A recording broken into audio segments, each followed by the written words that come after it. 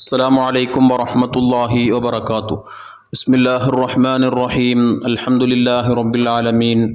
اللهم صل وسلم وبارك على رسولك وحبيبك سيدنا محمد وعلى آله وأصحاب سيدنا ومولانا محمد. വിശുദ്ധ ഖുർആൻ അത് നമ്മുടെ ഇമാമാണ്.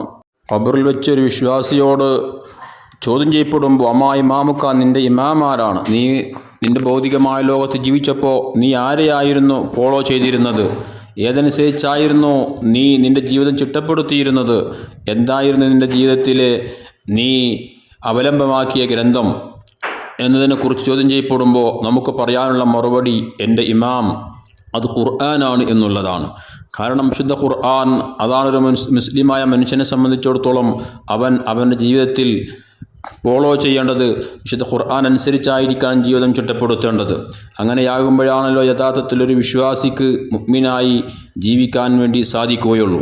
ഖുർആനുമായി ബന്ധപ്പെട്ട് കഴിയുക, അതുമായി ബന്ധപ്പെട്ട് അത് പഠിക്കാനും അത് പാരായണം ചെയ്യാനും അത് ദർസ് നടത്താനും അതുമായി ബന്ധപ്പെട്ട് ജീവിക്കുക എന്നുള്ളത് ഏറ്റവും വലിയ സൗഭാഗ്യമായിട്ടാണ് ഹബീബായ മുത്തുനബി സ്വല്ലല്ലാഹു അലൈഹി വസല്ലം നമ്മെ പഠിപ്പിച്ചിട്ടുള്ളത്. ഖൈറുക്കും മൻ തഅല്ലമൽ ഖുർആന വഅല്ലമഹു, നിങ്ങളിലേറ്റവും ഉത്തമൻ, നിങ്ങളിലേറ്റവും ശ്രേഷ്ഠർ ഖുർആൻ പഠിക്കുകയും അത് മറ്റുള്ളവർക്ക് പകർന്നു കൊടുക്കുകയും ചെയ്യുന്നവരാണെന്ന് ഹബീബായ മുത്തുനബി സ്വല്ലല്ലാഹു അലൈഹി വസല്ലമ തങ്ങൾ നമ്മെ പഠിപ്പിച്ചതായി കാണാൻ സാധിക്കും. അതിൻ്റെ പുറമെ അല്ലാഹു സുബ്ഹാനഹു വ തആല അവരെ ഏറ്റവും കൂടുതൽ ബഹുമാനിക്കുകയും ആദരിക്കുകയും ചെയ്ത വ്യക്തിത്വങ്ങളായിട്ടാണ് ഹബീബ് സ്വല്ലല്ലാഹു അലൈഹി വസല്ലമ തങ്ങൾ ഖുർആൻ മനഃപ്പാഠമാക്കുന്നവരെ, അത് പാരായണം ചെയ്യുന്നവരെ, അത് ദർസ് നടത്തുന്നവരെ, അതുമായി കഴിഞ്ഞുകൂടുന്ന ആളുകളെ നമുക്ക് പരിചയപ്പെടുത്തിയത്.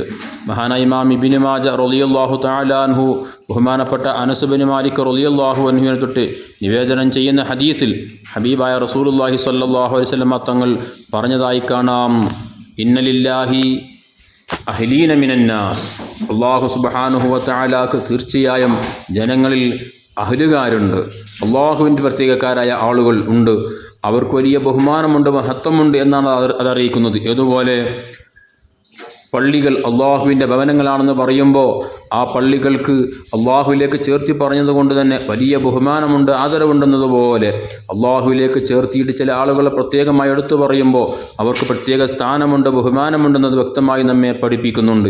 ഇത് പറഞ്ഞപ്പോൾ സ്വഹാബത്ത് ചോദിച്ചു, യാ റസൂലല്ലാഹ് മൻഹും, നബി അത്രക്കും ബഹുമാനമുള്ള ആദരവുള്ള ആളുകൾ അത് ആരാണ്?